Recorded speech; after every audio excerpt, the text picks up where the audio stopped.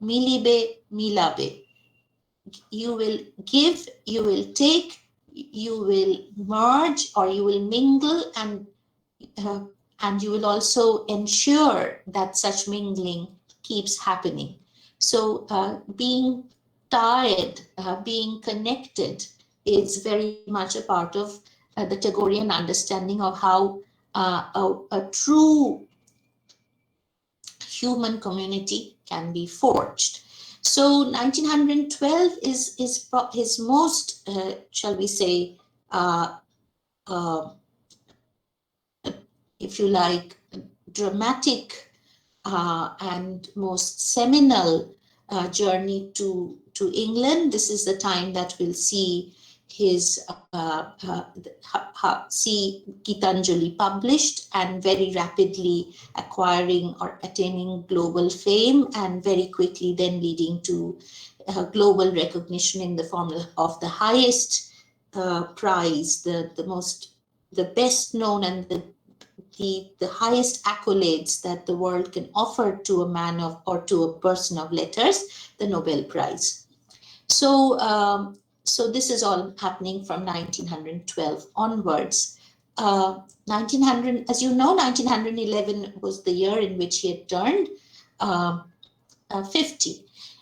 So let's therefore, from on that note of the visit to a very, very, shall we say, productive and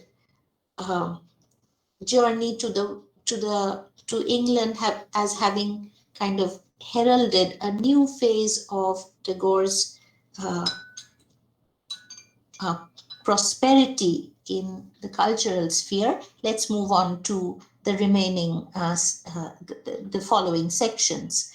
So look at that paragraph. It describes how the Tagores of Jorashanko had been at the vanguard of all kinds of artistic activities, which would have included, shall we say, home theater productions, where everyone took part. So we are looking at a family that was not just, if you like, pivoting around any one single achiever. That it was a family where everyone was encouraged to explore and contribute towards this new forging of culture. So it was constantly inviting people from other parts of India and the world. In fact, that is how William Rothenstein, who would be so, shall we say, instrumental in introducing Tagore to the world. That is how Rothenstein had got to know Tagore. Rothenstein had not been a friend of Tagore's to begin with. Rothenstein had been more familiar with Tagore's nephew, Abanindranath, who's yet another giant in the field of the arts. Students here from Kala Bhavan would know that, and also in literature. So we are looking truly at Renaissance minds, people who are able to straddle the arts, across disciplines. So Sister Nivedita, whom you probably also know about in connection with we had the birth anniversary of Swami Vivekananda earlier this month, and we must cite the contributions, the selfless contributions of Sister Nivedita alongside. She did the kind of on the ground work that Swamiji was probably not always able to complete. So she worked tirelessly as an evangelist of charity and service in Kolkata, and would serve the arts and the sciences in major ways. So without Sister Nivedita, probably a lot of Jagadish Chandra Bose's contributions to the sciences would have remained unknown. Without her, Okakura, who would later on become a very important collaborator of Tagore's, would probably not have been known to Bengal and India.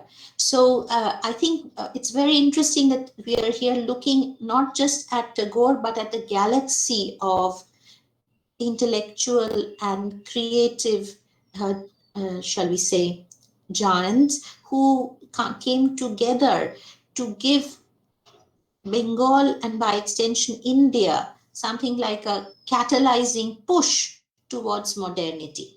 So please remember that it's not the purpose of Tagore studies is not to constantly eulogize Tagore as in isolation. The course is a means of introducing you to that very interestingly vibrant cultural moment in late 19th century and early 20th century Bengal and India, where so many very, very talented minds came together, forged friendships that were both, of the heart and of the mind, to keep the work of, shall we say, India's march towards modernity in the forefront. So we are talking here, I think I've talked about travel being a major motif. I think the second motif that should help us understand Tagore is uh, friendship.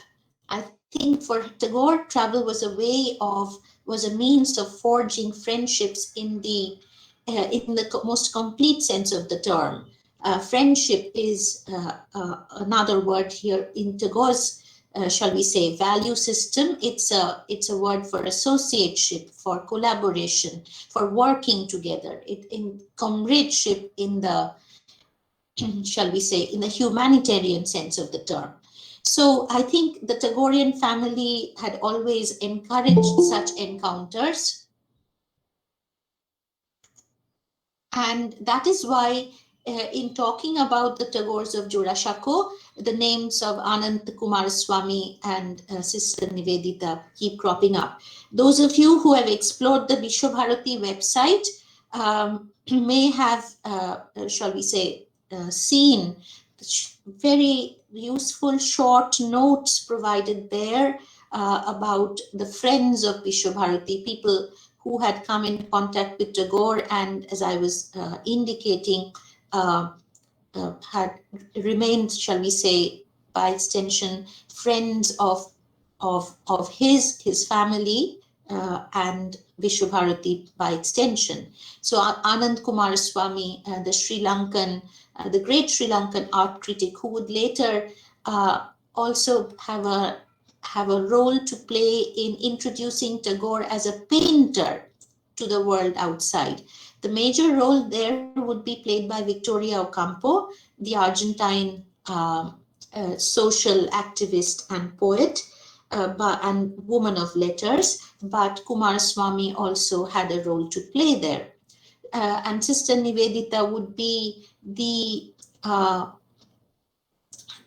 person of interest who would, shall we say, help Tagore engage in his own judicious way with Swami Vivekananda's visions and mission in the context of, shall we say, helping the populace, the colonial populace, the colonized Indians, shall we say, come out of the dark ages. So we are here also engaging with the concept of Renaissance, which is rebirth.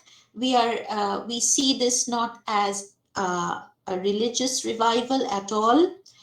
We see this as a far more cosmopolitan phenomenon, embracing spheres of self-development, self-realization, and coming together of a community in awareness of the need for progress. And I think all these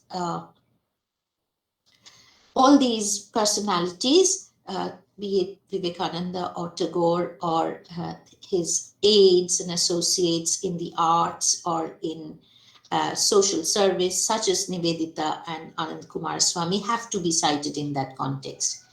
So Kumaraswamy, please, so underline, remember, please remember that you will also be asked questions, short, 1 mark objective questions. So even as I kind of discuss the larger picture, please note the facts. Please, if you have your texts by you, please underline the facts, like Kumaraswamy translated Rabindranath's poems in the Modern Review. So as you can see, the collaborations were manifold. The collaborations were active ones. And the next name that is mentioned here is Jodunath Sarkar. And Jodunath Sarkar would engage with Tagore as historian and as an educationist, as an academician. He would actually be nominated by Tagore to preside over the founding ceremony of Vishwabharati. So they had a long, shall we say, and rich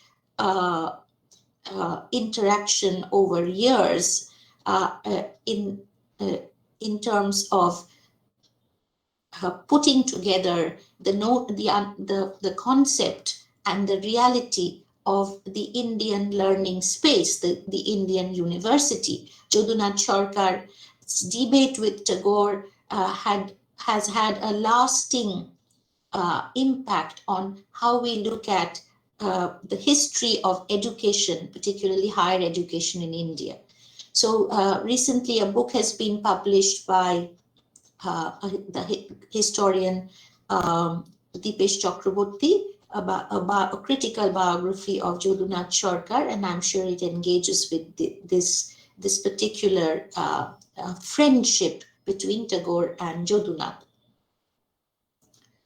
So notice again that Rabindranath this is a very important play, Achalayatan, and something that we can never quite omit remembering. Achalayatan is about the problem of institutions getting fossilized, institutions becoming, as it were, prisoners of their own history, of their own burden of memory. And I think it's probably one of most Tagore's radical texts. It foregrounds the need for the younger generation and the older generation to collaborate in symbiotic ways to create a learning space that is truly forward-looking, truly liberated, emancipated, and, shall we say, vibrant. The problem with institutional learning, as Tagore, who had himself all along, since childhood, who had himself really struggled with school education, the colonial system. So I think this is fundamental because understanding Achalayatan helps us understand why Tagore was so keen on founding Vishwabharati as an alternative learning space, as a center for research at one level, higher research, and at a more elementary level, a space where very young minds are brought up in ways that allow them to flourish as excuse me, as multidimensional, connected human beings. So the whole spirit of Patobhavon as a poet school, where the have you all heard the song Another Brick in the Wall, that by Pink Floyd? Is anyone familiar with the song? Right. Yeah, Madhvingita is, it would be Tagore's version. I was talking about the Pink Floyd song.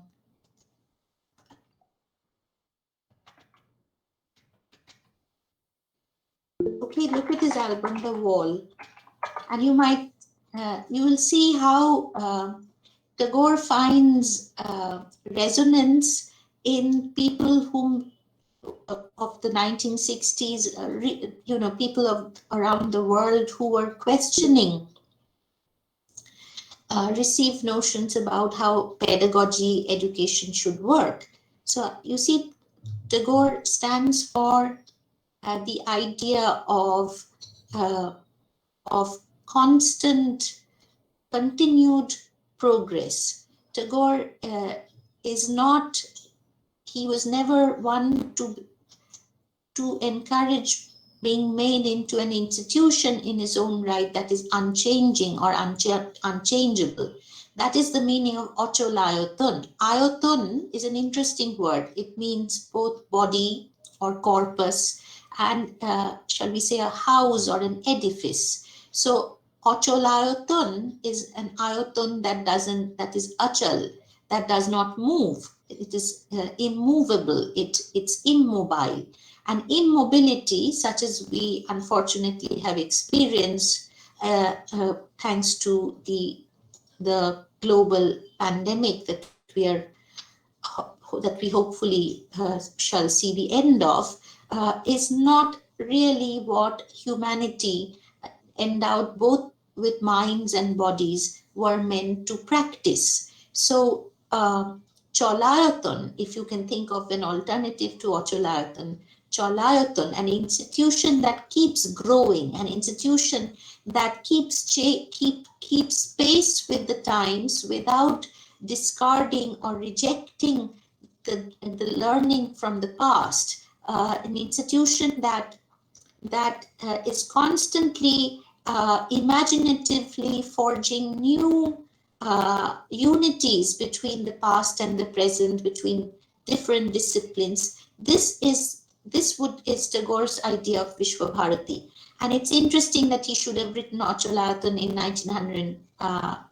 He should have dedicated Ocholayaton in 1912. He had written that just a year before to Jodunath Sarkar, and this was his way of engaging with the likes of Jodunath Sarkar and Ashutosh Mukherjee, remember, who had a huge role to play in the coming together of Calcutta University as a major educational, shall we say, site in the early 20th century and beyond.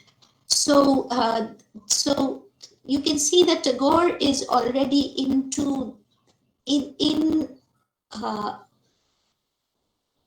he's engaging with society here in ways that cannot be summed up in terms of a romantic immersion in poetry or nature. For Tagore, there is no conflict between the two. The most remarkable thing about Tagore is that he would continue to be a romantic with a capital R. He would continue to write very, very immersive nature poetry and yet remain connected to the world of politics and social reform and, shall we say, steer his creative output, his literary output towards setting the course, shall we say, envisioning the path forward in social reform, in political reform. So you have to understand that Tagore was not keeping the two worlds separate. He is not the kind of poet who confines himself within an ivory tower. He was constantly making his poetry, his music, his drama means of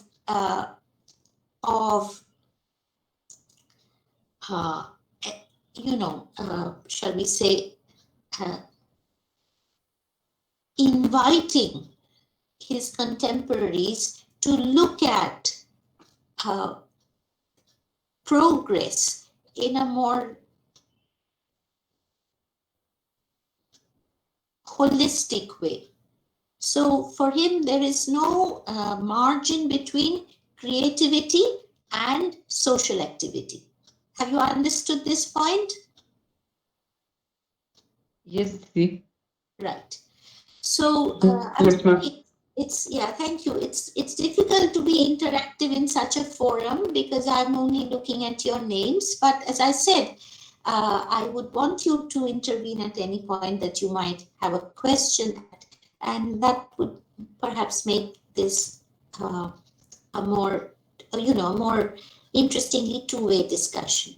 So you see, Tagore was already by these early by the decade of the 1910s, he was already a very, very well-known figure regionally in Bengal and nationally, of course. So we are looking at the after 20 years as, shall we say, as a paradigm shift in terms of the nationally known Tagore, the household name in literature and the arts and letters in Bengal, spreading wings, if you like, and attaining global fame.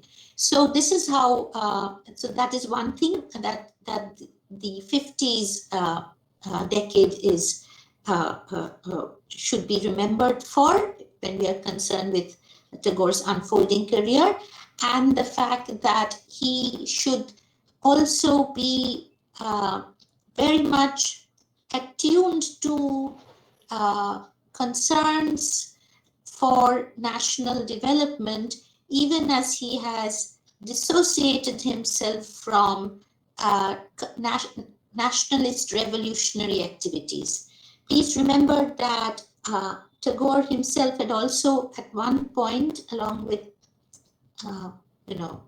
other members of his family and luminaries of that period, being closely connected with the Hindu Mahasabha in the 1880s and 90s. Around 1905, we see another phase of Tagore's nationalist activism in the very, very valiantly, shall we say, boldly dissident ways in which he used his patriotic music to patriotic songs to protest against the partition of Bengal. So there again we saw music being steered towards goals that were not bigoted, goals that are aimed at forging unity between communities and resisting the repressive, oppressive forces of colonization. So Tagore had done his bit for the national cause. I think 1910s onwards, he's shifting gear. He is looking at national service or national progress in more inclusive ways. He is trying to arrive at an understanding of modernity or a modern national society that is founded upon principles of self-determination rather than external governance. So somewhere, I think this decade will see him offering, shall we say, intellectual resistance to the narrow creed of nationalism, ultranationalism, which he accused the Western states of promoting, propagating, and cashing in on. So Tagore was trying to arrive at an understanding of, if you like, a land or a country as a society that is founded upon principles of amity, mutual cooperation. And in this understanding, there is no conflict between nationalism and internationalism. So the 1910s and the 1920s will see Tagore, arrive at a philosophy of community building, which is both cosmopolitan and rooted, which is both, shall we say, pro-nation or pro-national, and shall we say, pan-international. Have you understood this point? Yes, Didi. Okay, right. So, can I hear some more voices, please? Yes, ma'am. Yes, Didi. Right. Yes, today. Okay. So, that paragraph, which I'm still on, this is how you see Tagore's work would slowly gain recognition, not just in India, but would begin to gain recognition beyond its borders. And the name here is of Rothenstein. I will show you pictures next time, or maybe after I finish talking about the text, we'll come down to, as I said, some audiovisual material. So Rothenstein who had expressed an interest in getting to know Tagore, was so impressed by him that he would invite Tagore over to London, to his house, sculptor and painter Rothenstein, and would ask him to come over. So it is in response to Rothenstein's invitation that Tagore would embark upon his third English journey. And how interesting, and that's why I said it's a galaxy. It so happened that Brojendranath Sheel, another great educationist, polymath, and philosopher, and poet too. And so look at the fact. I mean, Tagore certainly leads the way, but there are so many other luminaries at that time who were exploring this idea of creative unity and so on. So Brojendranath Sheel happened to be in England at the same time, and so it was a new a meeting of minds, if you like, at Rothenstein's house. And there are photographs of Tagore, seated on the floor like a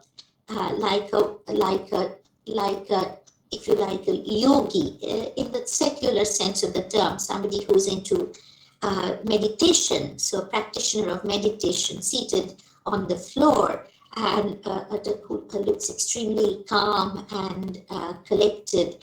And Tagore would become quite the cynosure of all eyes during this visit. He would become a sensation.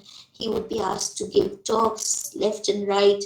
He would visit Oxford. He would get to know Bertrand Russell and other great intellectuals and Bertrand Russell, yes, the Nobel Prize winning mathematician and philosopher. So the world really got to know India all over again as a new, in a new way, thanks to this particular iconic visit by Tagore. So I think this visit would become instrumental in presenting Tagore almost something like as an Upanishadic seer or a rishi before the Western audience. So Rabindranath reached England in June 1912. We have the facts there. He was accompanied by his daughter-in-law and Rothendranath, faithful companions and, shall we say, aides all his life. Rothendranath, without Rothendranath, we would have had very little documentation about Tagore's activities. A most faithful secretary he was to his own father, despite being an extremely talented man.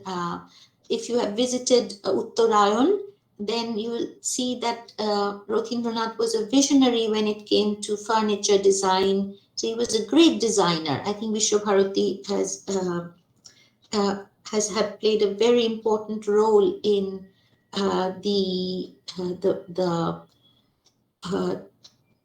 the history of design in India, and Rothendranath in particular ought to be cited in this context. He would have probably made a great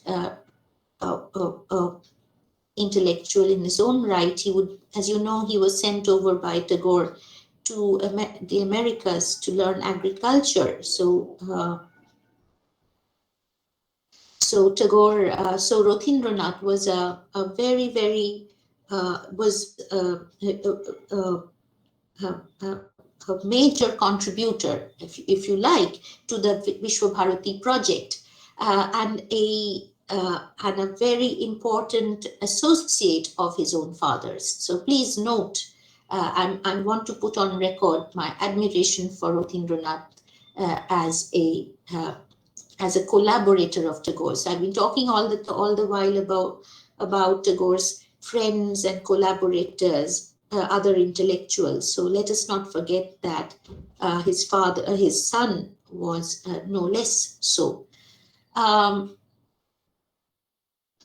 Rabindranath handed over to Rothenstein. This is the most important epic moment, if you like, in Tagore's global career. He would give Rothenstein translations of his poetry, translations that he had made on the trip, on the voyage by ship to England. So these are translations of that would later go into that slim volume called the Gitanjali, or song offerings, but it was not a straightforward translation of only the poems that are to be found in the Bangla Gitanjali. The English Gitanjali is shall we say, a selection of translated lyrics that had originally appeared in 5 preceding Bangla books of poetry: Noibeddo, Gitimallo, Khea, Gitali, and Gitanjali. Okay, please remember that. It's not, it's not like you would find the Bangla equivalents of the English Gitanjali poems if you went straight directly to the Bangla Gitanjali. That's not how it is. So these poems had been already written and published. So on this trip, Tagore, he was that great experimenter who never stopped short of pushing boundaries. This is the point I was trying to make. This is why he's so relevant to everyone here in this classroom, for instance. We ought to be interested in Tagore because he encourages us, whatever our chosen field or discipline of engagement, academically, creatively, or otherwise, to keep the spirit of experimentation alive. We have to keep pushing the boundaries. We cannot allow ourselves to slide into our comfort zone. Have you got that message? Have you got my message there? Have you understood? Yes, Didi. You see, this is Yes, ma'am. doing Tagore studies. This is the spirit of Tagore. The spirit of continued engagement, socially, as it were, and culturally, without separating the one from the other. So Tagore is all about bringing down the walls that separate people from people, disciplines from disciplines, one art from another. So you cannot talk Tagore if you do not talk about the holistic approach. And the next point is that Tagore was always in favor of experimentation and of what I would call eclecticism. You see, that's why I emphasize travel. You go to a place, you take things over, and you also, as it were, look around. So you have to have a very, very engaged and active mind. You cannot go to a place with prejudices, because if you go with prejudices, you won't be able to imbibe what other places have to offer. So I think Tagore stands for the spirit of cultural relativism. Please note that word, relativism. It's not about saying my culture is better than yours. Relativism, inclusiveness, plurality. And without this, there would not be any modernity. I think the fundamental difference between being modern and medieval lies there. So the whole point of travel in the active sense of the term is not to passively consume other cultures, but to forge connections and to forge linkages among them. So I think this is very important in a time when we have moved into the digital space very intensively. So I think we are already into a culture where boundaries are disappearing in terms of the audio, the oral culture and the visual culture merging. We are looking at texts, we are listening to texts, we are reading music and pictures, and we are combining these forms in ways that go beyond just artistic activity. Anything, even digital technology has major has keeps accommodates the contributions majorly of the arts, of language and everything. So you can't separate language from the digital sphere. You cannot separate design from the digital sphere. It's all about that. So I think Tagore believed in experimentation, and what the take home message, as it were, from the Tagore studies classes should be that you cannot stop experimenting. Yes, you understand? Yes, Didi. Right.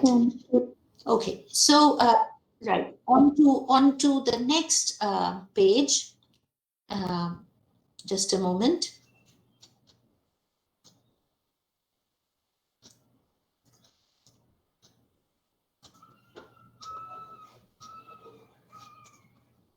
Just a moment, please. I need to open the new page.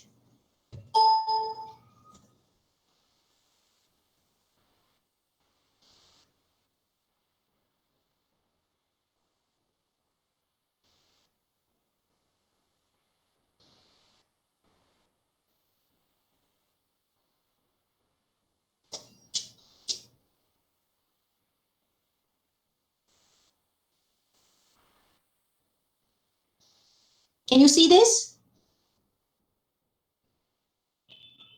Yes, Didi. Right.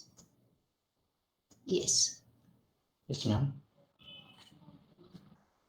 So, so this is how, through Rothenstein's, shall we say, hospitality that was not just, um, uh, that wasn't just about food and lodging, but more importantly, hospitality in the cultural sense of the term.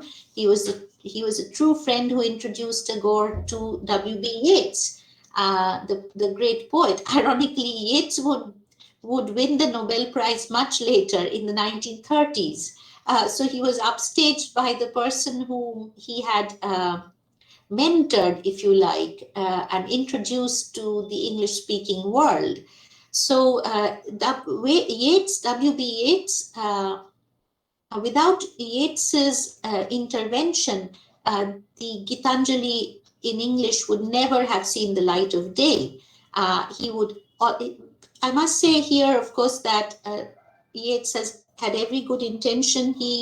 His interventions were minimalist. He did not. He was so impressed with Tagore's the quality of Tagore's English, a very different kind of language practice in poetry, that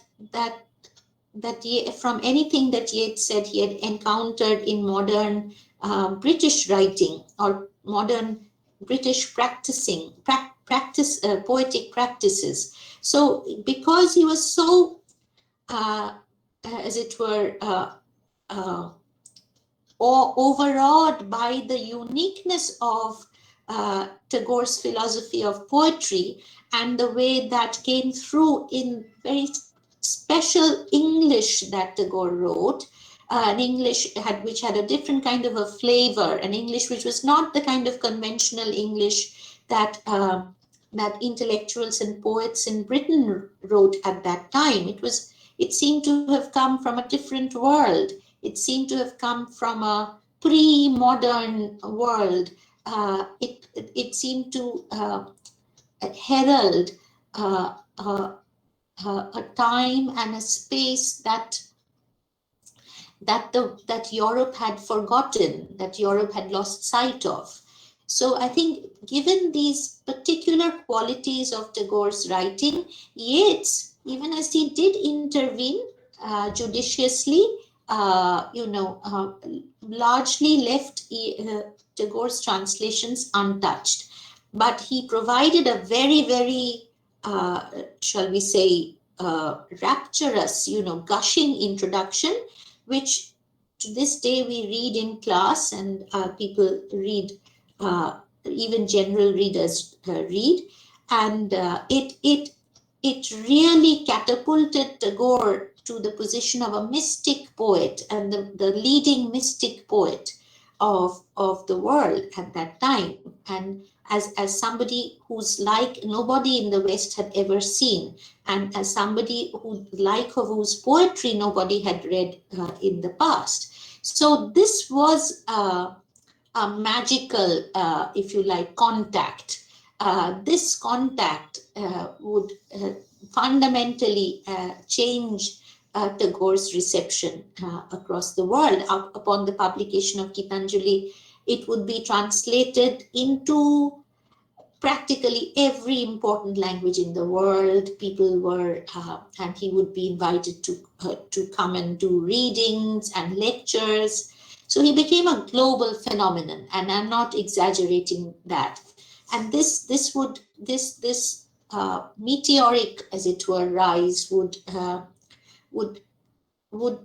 be sustained almost till his death. If you have to look at the Golden Book of Tagore, which was published on his 70th birthday, and which included tributes by practically all the giants of letters, of science, of the sciences and the arts and the world of politics, you would know that nobody had in India had quite achieved this kind of global fame. And it is so remarkable that Tagore should have steered this global reputation back towards service to his own society, either in the shape of Vishwabharati as a university where the world is supposed to make its home in a single nest. You know that allusion, world makes its home in a single nest. That is the motto of Vishwabharati. Either in that capacity as the poet founder of a new learning space where the world is supposed to come together, or in the capacity of a visionary for modern India, so India at large. So this friendship between Yeats and Rabindranath had far-reaching impact. And then, of course, he would also get to meet C.F. Andrews, who would be a lifelong associate of Gandhiji's and Rabindranath's, and who would as Dino Bondhu, which was the epithet given to him, he would, like Sister Nivedita, offer services to humble masses in a way that is remarkable. He would serve and give care to the masses in times of epidemics like the cholera. Likewise with Sister Nivedita. So we have to remember, shall we say, I think this is also the spirit of Tagore, which is very anti-xenophobic. It recognizes the contributions of everyone, recognizes the contributions of Indians, as also of those who were putatively from enemy nations, but who individually came over to India and gave India their fullest service in a way that even Indians probably did not. this is again something that you have to recognize. There's a difference between the Western modern state, which was oppressive, which was colonialist, which was imperialist, and Tagore's perception of individual Britishers, individual Americans, individual Westerners. And he refused to lose sight of the contributions of these individuals. He refused to see the institution of the Western state as completely devouring or usurping the identities of individuals. Tagore believed in the idea of connecting through connected individuals from across all rungs of society and all parts of the world. Have you understood this? Yes, Didi. Yeah. So one thing to criticize the state, and Tagore minced no words. As you know, in 1919, he would renounce the knighthood, and this is also part of the decade that we are looking at as part of my assignment. So he was extremely critical and of British rule, but that did not extend to disregarding or rejecting the true services offered by uh, people from the West, British or American. Yes, yes. Ma'am, I'm in classes, ma'am. Can I leave? Yes, please. I was going to stop now. There are 2 minutes to go before 10:30, so I will stop here, and we meet again on Monday. Okay, same time. Okay, Okay, ma'am. Didi. Okay, ma'am. Yes, ma'am. Yes, ma'am. So I will go a little faster. I know I will go a little faster, but it would help if you have if you come having read the read the text. Okay. Okay, ma'am. Okay. Thanks very much. See you again on Monday, 9:30.